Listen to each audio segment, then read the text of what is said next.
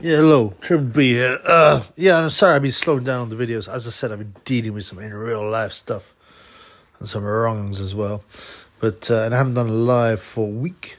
But don't worry, man. Hopefully pick up in the coming week. But regardless of that, obviously Triple B's still been watching the fights. Now, I made my take on Bivol Ramirez. I thought Bivol.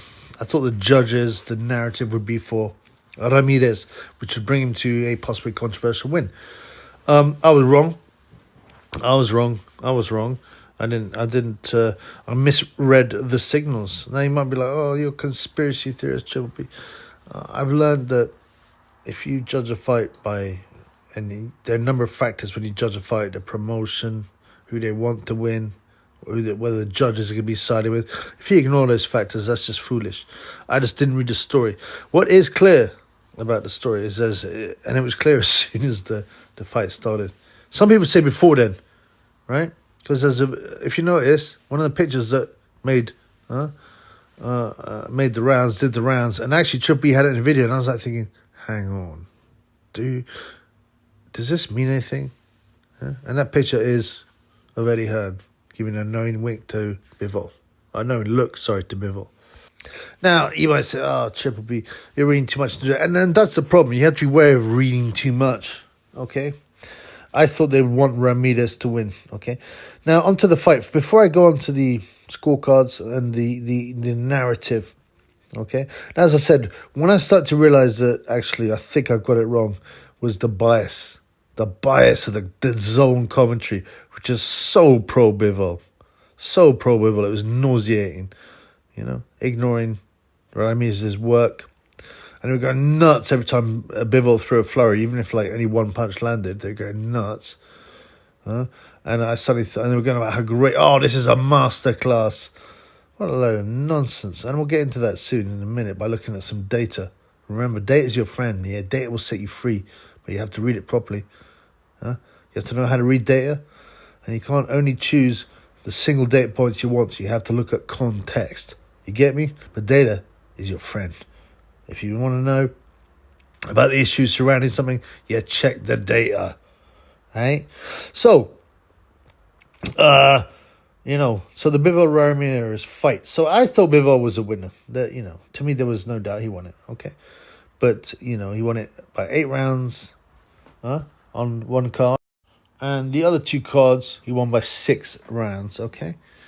And you look at even websites, Boxing Scene had 118, 110 as well. And, had Bivol winning almost every round. I mean, they obviously listen to commentary too much.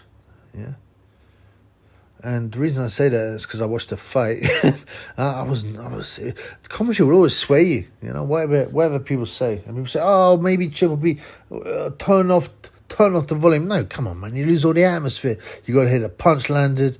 You got to hear what the corners say. You got to hear something, man.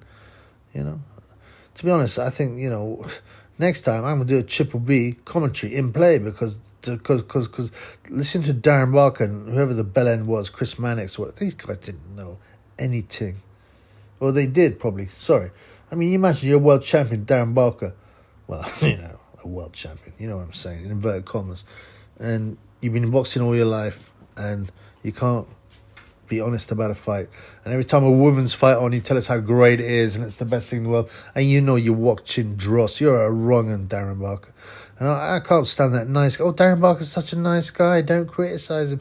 Oh, he lost his brother, and that's very sad. But, that's got nothing to do about his commentary, which is disgustingly one-sided. And fits a narrative that DAZN, whatever, won. Okay? So, and obviously it will bias people. People will come out. You watch any match, any football match or anything like that, and people will come out repeating exactly what they just heard the commentaries say. And that's the same with the news, with anything. They all become experts. They watch the Olympics comes around every 4 years. They watch some gymnastics, and suddenly they're experts on gymnastics, and they just repeat. Oh, she should have done that triple twirl instead of just the double twirl, and then she would have won it. That's where she went wrong. You're just a fool, man. You've never watched gymnastics. You're just repeating what you've been told.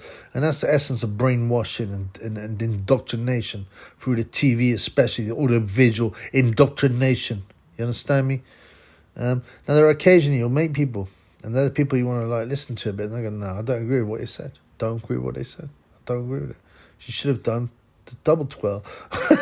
I'm joking there, but what I mean is, someone who actually says, no, I don't agree with the commentary. Rather than just regurgitate it like some parrot, ugly parrot to boot, right? So, and this was what happened throughout the fight. I'd even have friends texting, go, oh, Ramirez isn't doing anything. Bivol's putting on Masterclass. I said, no, he's not. No, he's not. You're being influenced by the commentary. I said, it's much closer than they say. This was halfway through the fight. I said, much closer than they say. They're ignoring all Ramirez's work, and they're bigging up Bivol. Bivol was taking quite a lot of clean shots and jabs, and as I said, for the whole fight, definitely the right guy was the winner. But intuitively, I had it 7-5 to Ramirez. 8-4 would be the longest, which had him Bivol winning by 4 rounds, not by 6 rounds twice and by 8 rounds once, according to the judges, and not the Masterclass, these bellends. The zone commentators were saying, and I thought, what, I wasn't, did I want Ramirez to win? Only for my bet, but it was, I'm an honest man. I'm objective, and I realized he's not doing enough. He won't get the victory. And I also realized the narrative was against him. I believe it was sort of a sparring session, a very, very high quality sparring session. But these guys were just like, neither of them took risk. And you get that a lot in the modern big fights, stroke super fights. It started with Mayweather, Oscar De La Hoya's era. They wouldn't try and go for the knockout. They wouldn't try and press. They just wanted a close points decision. Okay? And, Canelo carried it on, all his Golovkin fights. Neither of them took any risk there. Especially the last one. You think Golovkin, you'd be like, look, you're losing this. Just got to step on it. You've got a good chin. You can take his shot. You can punch, but no. Just fiddle through. And that always reeks to me of it's a bit of a scripted fight. You even get that in the Jake Paul fights, blood. You get me? All right? So I believe there was some script happening. Okay, and that was for Bivol to win. The scorecards, the narrative, the commentary. The fact that Ramirez didn't take any risks at any time. Hang on, mate. If you win this fight, mate, you're going to make tens of millions. But, that's not enough to take a risk. Imagine that. These are fighters as well. Tough guys. And you really imagine that, it wasn't like he was being hurt and outclassed. Yeah, a couple of jabs now and then. You get me? But, no, Ramirez is like, no, I'll just wait till the end. Wear my cowboy hat. Take the decision. It seemed extremely scripted, number one. And number two, anyway. So, if people say, Chubby, you know what you're talking, Bivol had a masterclass. Well, I say, number one, you don't know about boxing. You didn't watch the fight. If you watch the fight, you listen to the dumbass DAZN commentary. With Gary Batty Barker and Chris Manchild. I don't know what's his name, Mannix. Who is this idiot? Where did he come from? I don't know. So, we'll look at, CompuBox is not exactly accurate. What I mean, it's not about, you shouldn't trust it 100%. It's just a man sitting there with 2 buttons, miss and hit, and that's it. And another man with 2 buttons, miss and hit. I'm assuming, actually, I haven't looked into it, but I'm assuming. But, you remember they used to have that amateur system when they did that. It was terrible, almost ruined amateur boxing. But let's look at it anyway, because it gives at least some idea, okay? So if you now obviously everything's judged on individual rounds, not the entire fight as one unit. Okay, so Bivol landed 131 punches, and Ramirez landed 107, according to CompuBox. Okay, so Bivol landed 131 punches, as I said, compared to 107 by Ramirez. And thrown punches don't count. All that counts is landed punches. You get me? So that's plus 22% for Bivol. So that would give him, a victory, which is exactly what I said he did. He did win. But is it, is it such a massive victory? Bivol landed 64 jabs, Ramirez 38. But power punches, Ramirez outlanded Bivol By admittedly only 2, but 69 to 67. And power punches should count a percentage more. So you factor that in, and now it starts to look a bit closer. Okay? And again, remember, I'm not buoying Ramirez win. I'm saying it was closer than the ridiculous scorecards and the narrative they're portraying.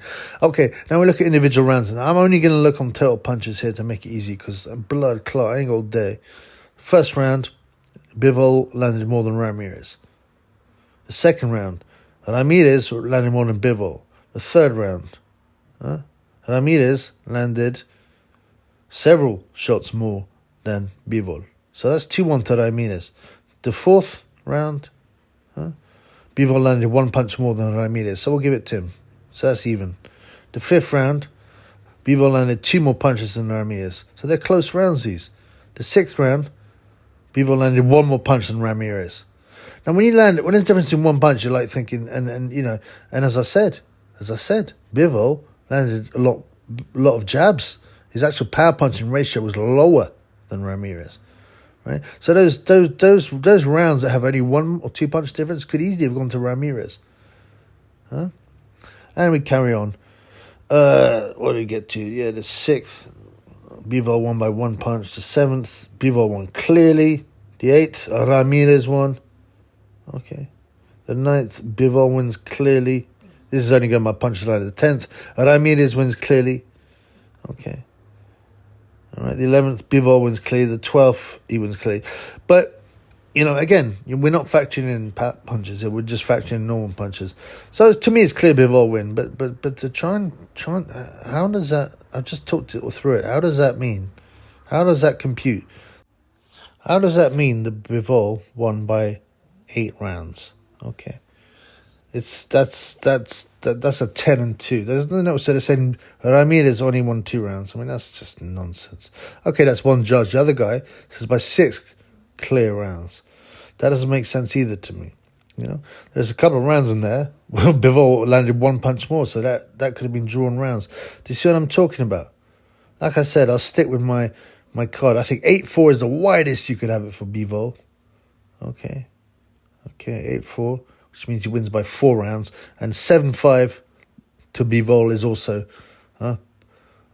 justifiable. And if you start throwing in drawn rounds as well, you can get a different outcome. But as I said, Bivol deserved to win, but it's quite clear that there's a huge narrative to push him as the new superstar. Oh, he's a master. Oh, no one can outbox him. And now they're going to push him into a Canelo fight. And that's what I missed. I realized actually they do want a Canelo rematch. Yeah, I didn't think so. I thought, well, Canelo surely knows that that's not for him, man. That division and that level of skill's not for him. But I think they will push it. I had thought that by that I mean, the powers that be would want Ramirez to win, and then you get a Mexican super fight. But I misread it. It's quite clear they want a Bivol victory. And that's modern boxing. You got to watch it through that filter. You got to realize it's a lie. Some of it is partially scripted. Some of it's wholly scripted. A lot of it is biased.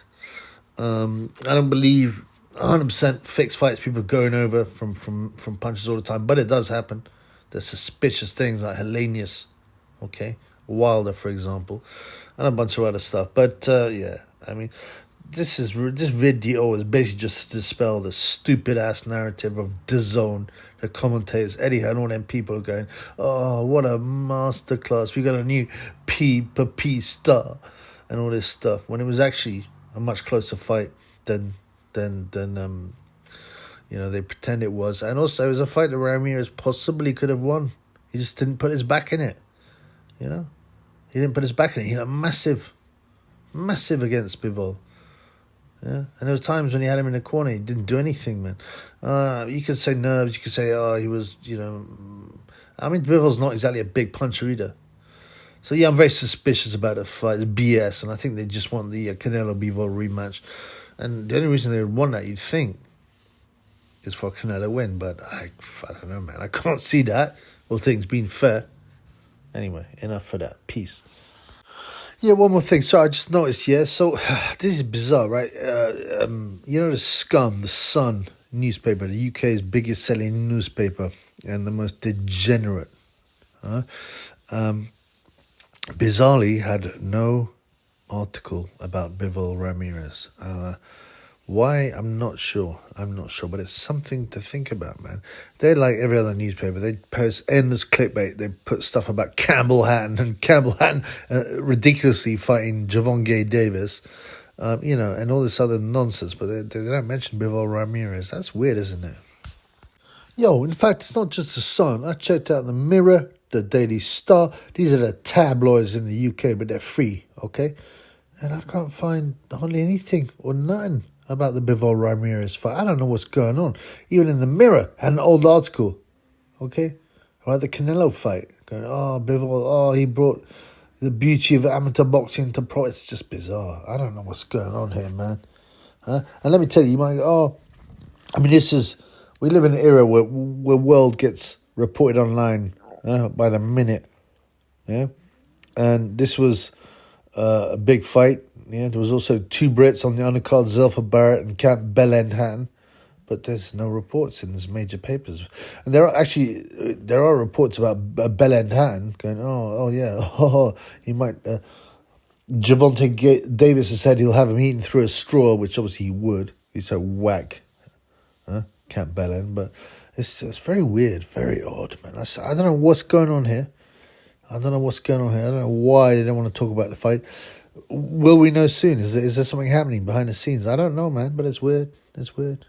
Keep watching. Blood clot. The more you look, the more you notice. The only reason I was looking around about what the mainstream media said is because I was looking for images to put in the video.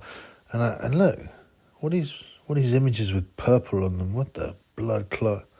And my boy Neil Baker is pointing out the importance of purple to do with royalty.